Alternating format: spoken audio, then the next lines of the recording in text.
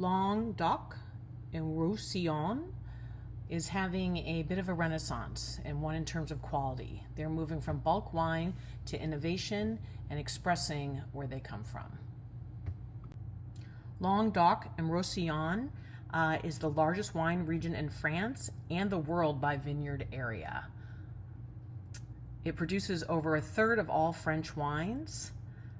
And it has a Mediterranean climate, which has got hot, sunny days, and then tempered by those sea breezes and winds, creating beautiful landscape for the wines that they produce. It's got diverse soils of limestone, clay, and schist, and the conditions with the terroir and the climate produce some beautiful, ripe, fruity wines with herbaceous notes. Roussillon does 80% of the fortified sweet wines, the VDNs. It has 14 appellations and 24 grape varieties. Again, the climate is of those summer storms and warm and dry, very sunny with the Mediterranean climate. And the climate is changing to sort of extreme hot days. And what's happening is the ancient varieties of Languedoc and Roussillon are actually gaining favor because they are getting better production with what's happening in the world.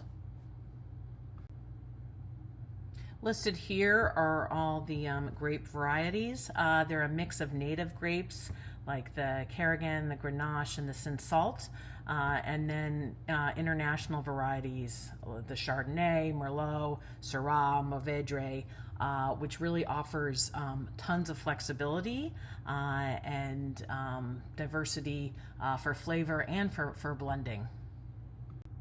Pic-Paul de Patinet was established in 2013. I love this quote that they say the sea is our terroir, which I think just speaks a lot about this wine.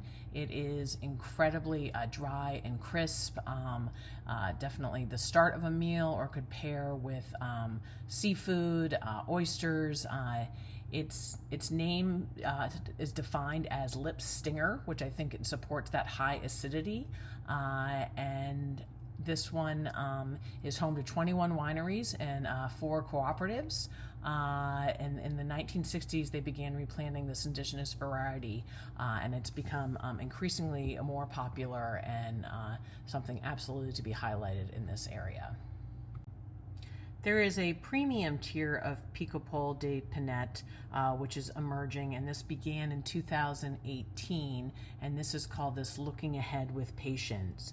It involves parcel selections of older vines, longer aging on the lees, and there are tasting tests to verify the quality. Wines that pass, which can't have oak influence and must be cork sealed, can be part of this patience range. There are currently 8 wines that are now in the premium tier. So the food of this area is influenced by Spain and the Mediterranean diet, including olive oil, fish, shellfish, the oysters that are cultivated there, the cheese, vegetables, tons of fresh herbs, which you can see in that soup on the bottom. The top slide is what would be called, escargot or snails, and they're grilled in their shells over vine wood. So this dish is finished with minced garlic and aioli, and it would pair really well with one of the nice red blends wines, cutting through some of that fat. On the bottom is the beurrade, which is a seafood stew with the addition also of an aioli. It's classically made with monkfish, but other white fish are acceptable, including shellfish. The base of the stew is leeks, onions, celery, carrots, and fennel with lemon, which pairs beautifully with the sparkling wine from Lamax, which is located in the eastern foothills of the Pyrenees and is thought to be the birthplace of sparkling wine. The sparkling wines are still made by traditional methods, including method rurale, which involves natural fermentation in the bottle. On the top looks somewhat like a creme brulee, but it's called creme catalone, which is made with milk and cream versus cream which is made with milk and cream versus cream that a creme brulee would be made in. This has orange zest and cinnamon versus vanilla, and it's thickened with cornstarch and eggs versus creme brulee is just usually egg yolks. How they get the browning on the top is they burn these torches or a hot iron rod, and then they get the browning on top of there. I think, again, this would be a beautiful pairing with that age pico pole, because that depth of flavor I think would go really well for the dessert. And at the bottom, that's actually in my house. That is duck confit that I had my husband make for me. He makes the best. It's duck cassoulet. He makes the best duck confit there, and that's with white beans and andouille sausage, topped with breadcrumbs, a little bit of cheese. Don't look too closely at what I'm pairing it with at my house. I actually had a bottle of Chateauneuf de Pape that it looked beautiful with, but that got me thinking about a higher end blend of wine from Languedoc would be really nice. And this is in Corbez. It was near Narbonne. It's a Bordeaux-based of Baronne de Rothschild, has been producing refined wines at Domaine d'Assis for 15 years.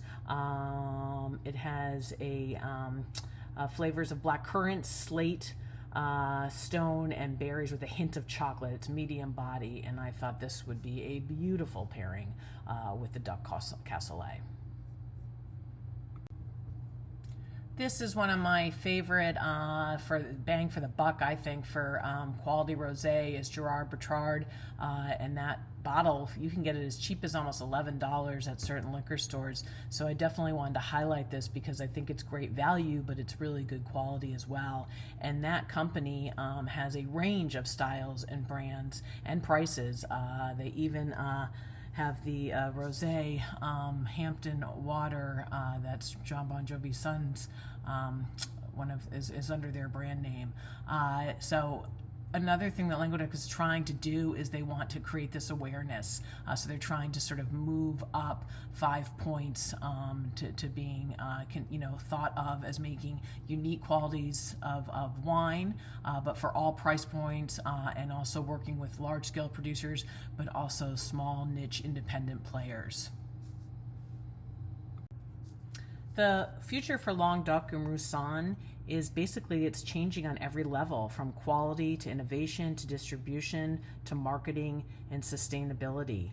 They have this new generation of passionate winemakers who are from urban backgrounds, and they are revolutioning traditional wine regions with innovative, natural, organic, and biodynamic methods, focusing on terroir expression and minimal intervention and unique experience. They're moving beyond the industrial wide towards artful, soulful, and sometimes disruptive winemaking. They're thinking big. They're leaving behind the cooperatives and bottling their own wines. I love this quote, good vibes, good wine, and that's what's happening.